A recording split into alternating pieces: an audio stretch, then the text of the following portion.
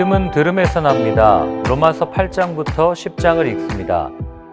정죄는 어디에서부터 시작되었습니까? 에덴 동산입니다. 선악을 알게 하는 나무를 먹은 결과가 정죄함입니다. 사단은 끊임없이 우리를 정죄합니다. 정죄는 그렇게 취급해버리는 겁니다. 사단의 정죄가 무서운 이유는 우리를 죄인으로 취급하고 죄의 종, 죄의 노예로 취급하기 때문입니다. 바울은 정죄에 관해 무엇이라 말을 할까요? 바울은 선포합니다. 그리스도 예수 안에 거하면 더 이상 그 어떤 정죄도 없다.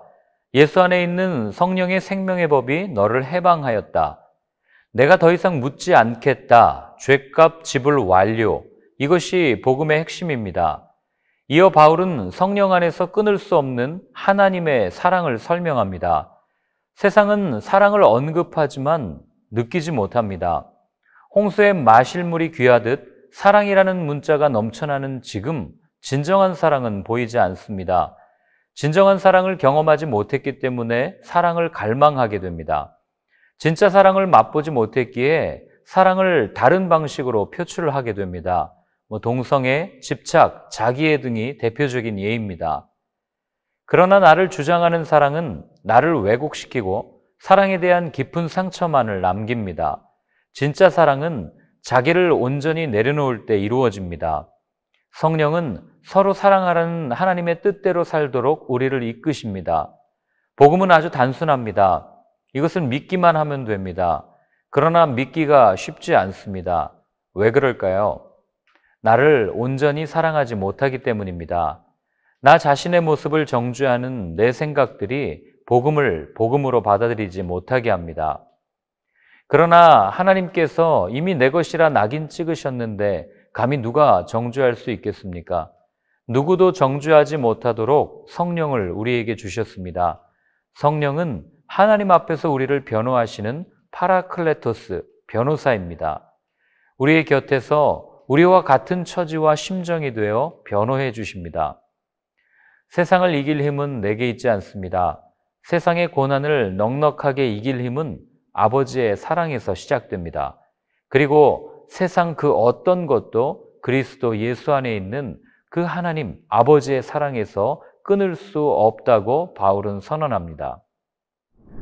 바울은 이스라엘 문제 앞에서 곤혹스러워합니다. 하나님은 그들을 선택하셨지만 그들은 하나님을 거절했습니다. 오히려 다른 나라들이 하나님이 제시하신 우정을 받아들였습니다. 그러나 유대인들은 여전히 고집스럽게 율법에 매달리고 있습니다. 구원에 실패한 유대인들은 하나님을 알았고 믿음의 선진들이 있었고 율법이 주어졌음에도 구원에 이르지 못했습니다. 원인이 무엇일까요? 자신들을 너무 믿었기 때문입니다. 율법을 주신 하나님을 잊어버리고 자신들이 율법이 되어 자신들의 구원을 만들었습니다. 하나님을 잊으면 내가 신이 됩니다. 하나님 대신 물질로, 사람으로 채워간 공산주의가 역사 속에서 그것을 증명해 줍니다. 내 행실이 조금 못나도 하나님을 기억하고 그의 방법을 따르면 구원에 이릅니다. 사람을 의지하고 사람들이 만들어 놓은 것을 의지하면 화려하고 잘 될 것처럼 보이지만 결국 그것이 걸려 넘어지게 하는 돌이 됩니다. 로마서가 말하는 의로운 삶은 하나님을 기억하는 삶이고 하나님이 삶의 이유가 되는 삶입니다. 그래서 바울은 구약을 훑으며 이스라엘의 정체성을 설명합니다. 또한 토기장의 비유를 근거로 들며 하나님의 주권을 강조합니다. 바울이 스스로도 이방인을 위한 사도라고 밝히는 그런 모습을 보며 동적인 유대인에게는 관심이 없는 사람이라고 오해할 수 있지만 로마서 10장은 자신의 형제인 유대인들을 향한 바울의 마음이 얼마나 간절한지를 알려줍니다. 사랑하기에 더 쓴소리를 하는 것일까요? 그는 하나님에 대해 열심을 품고 있는 유대인들에게 잘못된 방향으로 가고 있다고 말하며 그리스도는 모든 믿는 자에게 의를 이루기 위하여 율법의 마침이 되셨다는 위대한 논제를 설명합니다.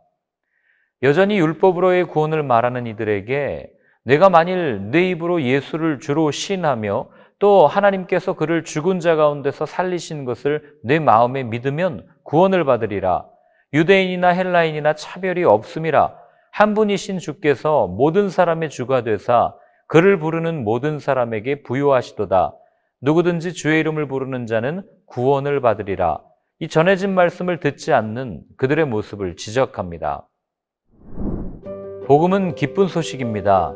소식은 누군가 전해주지 않으면 들을 수 없습니다. 전하려는 마음만 있으면 충분히 전할 수 있는 시대, 복음을 전하기에 최적의 환경에서 살고 있습니다. 전하지 않는 것은 직무유기입니다. 당당하게 외치십시오. 예수가 그리스도임을, 기쁨의 소식을, 생명의 생수를. 복음이 들려지면 반드시 그곳에서는 생명이 싹트게 될 것입니다.